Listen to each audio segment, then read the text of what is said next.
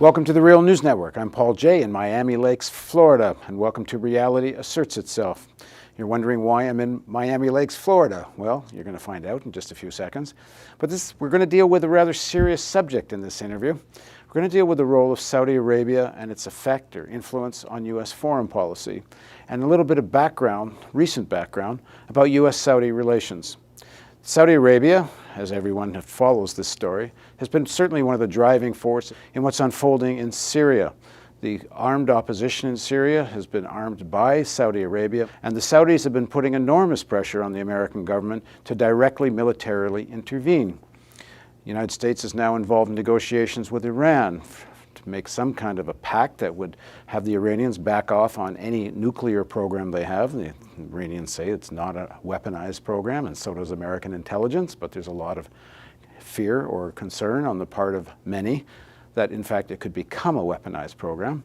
So negotiations are finally taking place. But it's fairly well known that the Saudis are not very happy about these negotiations. Along with Israel, at least behind the scenes, the Saudis have been saying these negotiations should not even take place. Prince Bandar, head of the Saudi National Security Council, recently told European diplomats that the United States was losing its credibility in the Middle East because it wouldn't militarily intervene in Syria and because of these what they see as backing down to Iran. I attended a dinner recently where I was rubbing elbows with Saudi and other Gulf Cooperation Council country military leadership, and all the talk at that dinner was about the Saudis wanting the United States not only to intervene in Syria, but to actually directly attack Iran. So if Saudi Arabia is having so much influence on U.S. foreign policy, shouldn't we pay attention to the words of Senator Bob Graham, who wrote a book, Intelligence Matters: The CIA, the FBI, Saudi Arabia, and the Failure of America's War on Terror.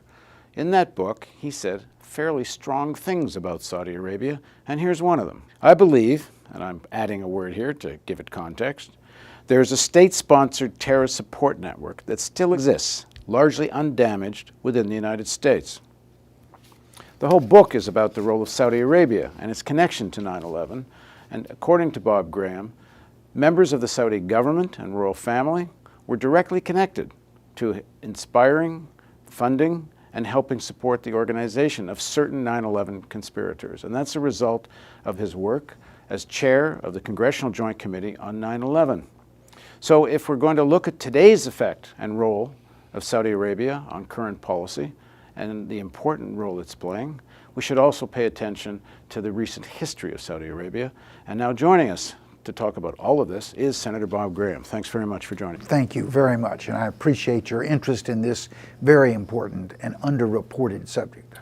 And strangely underreported, given that this isn't just some piece of history that should be in the museum and isn't it interesting to discuss it, but we're talking about the active role of Saudi Arabia today, not just in terms of affecting U.S. foreign policy, but on other issues that you mentioned in terms of potentially ongoing terrorist networks. Their active role and how our perspective on that active role would be different if there was an acceptance of the fact that Saudi Arabia was essentially a co-conspirator in 9/11. How much that would change the way in which, particularly in the current milieu of events in the Middle East, Saudi Arabia is being viewed. It would change everything. Given so much of our policy is based on Saudi Arabia as being, at least one of, if not the primary ally in the Middle East. And that perception that Saudi Arabia since World War II has been the object of a special relationship with the United States, I think has contributed, not the total reason, but a factor in that we have gone so unexamined in this current relationship between Saudi Arabia and the United States. Okay, before we go further, let me introduce Bob Graham properly, because Senator Graham is not just a senator in the sense that there's a lot of senators, but not all senators have played as prominent a role as Senator Graham has in the American intelligence community. And here's a little bit of an introduction, because I know he's done a lot more than what I'm about to say. So, Bob Graham, who was born in 1936, was the 38th governor of Florida from 1979 to 1987, and a United States Senator from that state from 1987 to 2005. Graham tried unsuccessfully for the 2004 Democratic presidential nomination, but dropped out of the race on October 6, 2003. He announced his retirement from the Senate on November 3rd of that year. Graham is now concentrating his efforts on the newly established Bob Graham Center for Public Service at his graduate alma mater at University of Florida. After he left office, he served as chairman of the Commission on the Prevention of Weapons of Mass Destruction, Proliferation, and Terrorism. Graham also served as co-chair of the National Commission on the BP Deepwater Horizon oil spill and offshore drilling. And he's a member of the Financial Crisis Inquiry Commission and the CIA External Advisory Board. So Senator Graham is not just a senator. Senator Graham has been at the center of a lot of very important issues that face American intelligence. So, Senator Graham, let's in this show, reality asserts itself, and you're going to. This is a bit of a tease, all this, because we're going to go back a little bit. We usually start with a little bit of the backstory of our subjects, and a little bit of why they think what they think, and then we kind of get into the issues. So, tell us a little bit about growing up. Your father was a state senator. He was a dairy farmer and became a fairly prominent family in Florida. I grew up on a farm which was an island in the middle of the Everglades. When I was a boy, I grew up with alligators and frogs and all the critters in the Everglades, and that had a significant effect on me, particularly my concerns about the environment and the protection of our water and land resources.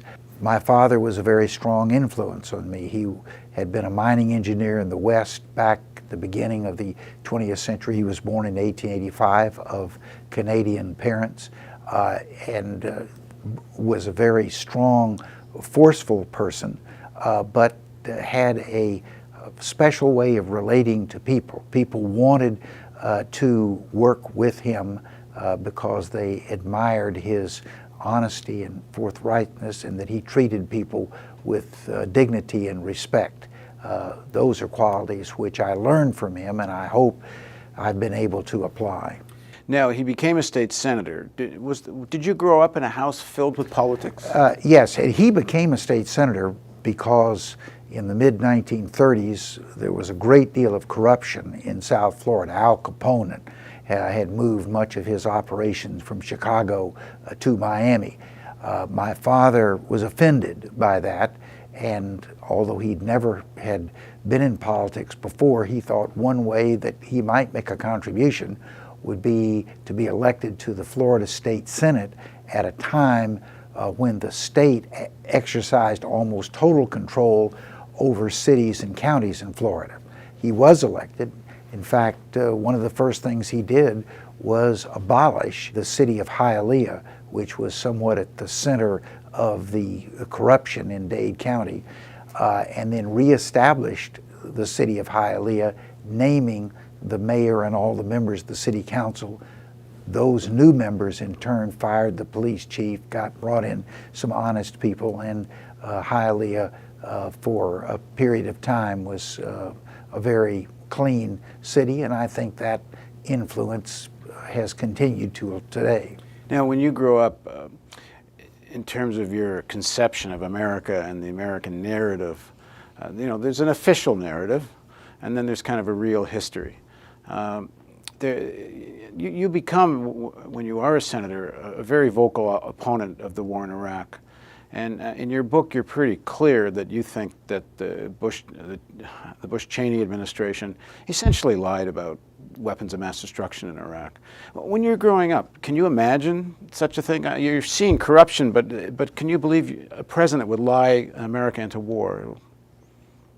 No. I grew up with the idea that the president was almost a divine figure, that he was literally the father of the country and always acted in a way that was beneficial to the mass of people in America.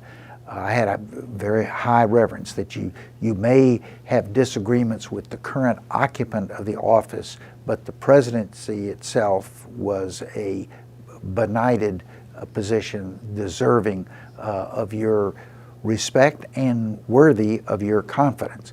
So when I got involved, particularly at the national level in the U.S. Senate, and saw some of the things that were happening, which were not theoretical, they were things that I was dealing with on a very day-to-day, hands-on basis that were contrary to that view of what was the presidency.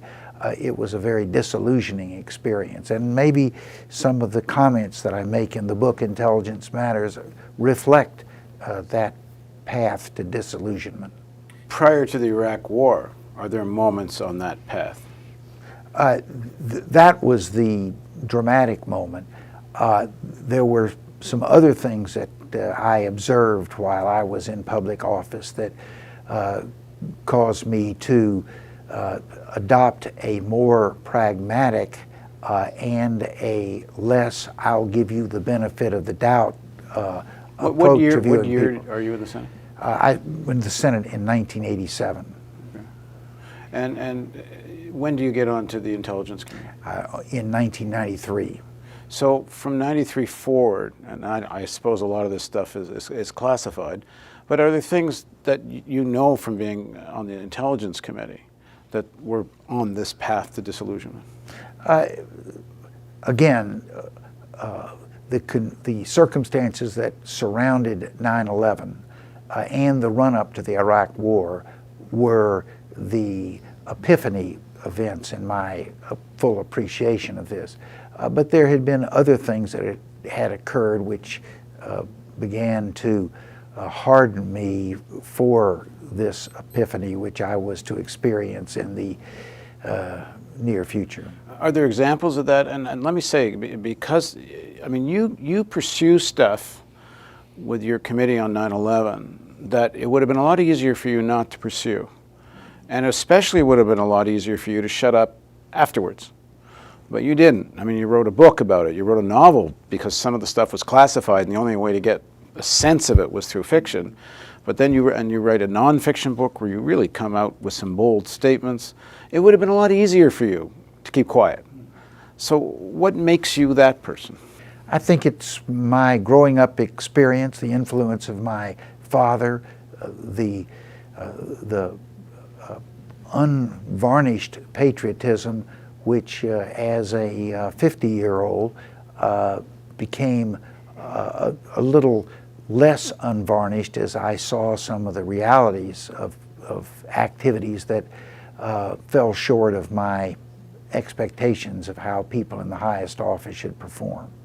Now, the thing that brought this to my attention, and I think that made this so much news, was that when your committee reported, it became a story for those that followed this, that there were, was it 27 or 28 pages? There were 28 pages in the final report out of over 800 total, which were totally censored from word one to the end of that chapter. That was the chapter that largely dealt with the financing of 9/11, who paid for these very complex and in many instances expensive activities that were the predicate for 9/11. I was stunned that the intelligence community would feel that it was a threat to national security for the American people to know who had made the 9/11 financially possible. And I am sad to report that today, some 12 years after we submitted our report, that those 28 pages continue to be withheld from the public. Now, it's fairly clear from your book what's in the 28 pages. I mean, in general terms, the Times did a report on those 28 pages. A journalist for the Times spoke to someone who'd actually seen the 28 pages, didn't reveal the name, but apparently it's the actual names of people in the Saudi government and Saudi royal family that are in on financing 9/11 conspirators. And your book makes it pretty clear that that's what it's about. First of all, who ordered the redaction that you weren't allowed to say this? Yeah. First, I'm going to have to withhold my comment on what you have just said. I am under the strictures of classification. I have, although it was written in 2002, I still have a reasonably good remembrance of what was in those 28 pages.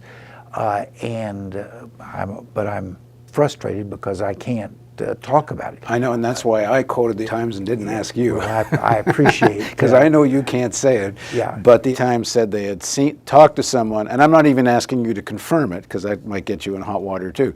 But the report was that this is actual names, and you actually said, you pointed and said who's who, and that all got redacted. Yeah. So in the next segment of our interview with Senator Bob Graham, we're going to dig into the evidence uncovered by his inquiry and why he thinks the Saudi government and members of the royal family were directly involved in the events of 9/11.